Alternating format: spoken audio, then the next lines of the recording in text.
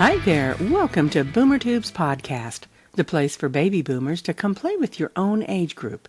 I'm Deb, and I'm your host. And a big happy new year. We're going to start off the new year with a new segment called BoomerTube Briefs. And no, it's not about tidy-whitey underwear. BoomerTube Briefs will consist of short stories, jokes, or just ponderings. Items that have caught my attention or just the result of a deep dive down some rabbit hole.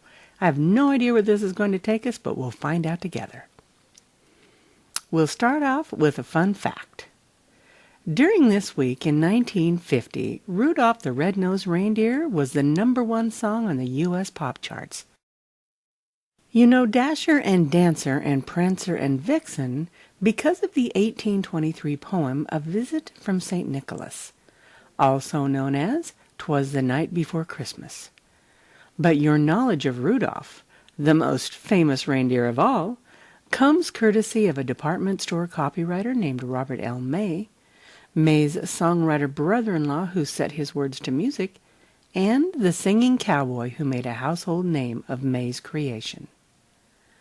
The story of Rudolph the Red-Nosed Reindeer begins in 1939 at Montgomery Ward, the Chicago-based retail and catalog giant.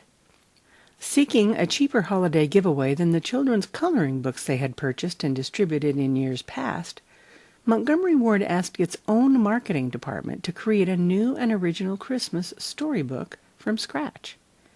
The task fell to May, a family man with a 4-year-old daughter.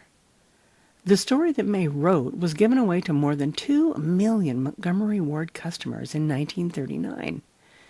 It wasn't until May's brother-in-law adapted the story into song almost 10 years later, however, that Rudolph truly entered the national consciousness.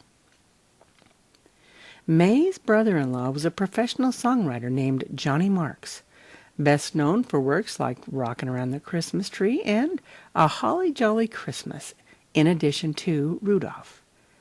In 1949, Marks' song found its way to radio legend Gene Autry, the original singing cowboy, whose recording of Rudolph sold more than 2 million units in its first year alone, on its way to becoming the second most successful Christmas record in history after White Christmas. It's at this point in the story of Rudolph when those with a nose for legal issues began to wonder who owned the rights to the beloved Christmas story and money-making juggernaut. In fact, as a paid employee of Montgomery Ward, author Robert L. May had no legal claim whatsoever to an ownership stake in Rudolph. Furthermore, May was a widowed single father by 1947, facing enormous debts as a result of his wife's terminal illness. Yet, in a twist that will boggle the mind and warm the hearts, the president of Montgomery Ward, Sewell Avery, signed over to Robert L. May 100% of the Rudolph copyright in January 1947. May lived comfortably on the royalties from Rudolph the Red-Nosed Reindeer until his death in 1976. We've included a link where you can listen to Gene singing Rudolph on our website.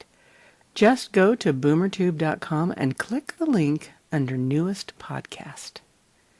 And if you've enjoyed our podcast, it would mean a lot to us if you would share it with your friends and family. Thanks so much for listening as we present our first episode of BoomerTube Briefs. Once again, the website is BoomerTube.com, and you can email me at deb@BoomerTube.com. Thank you so much for listening, and until next time, come play with your own age group. Deb out.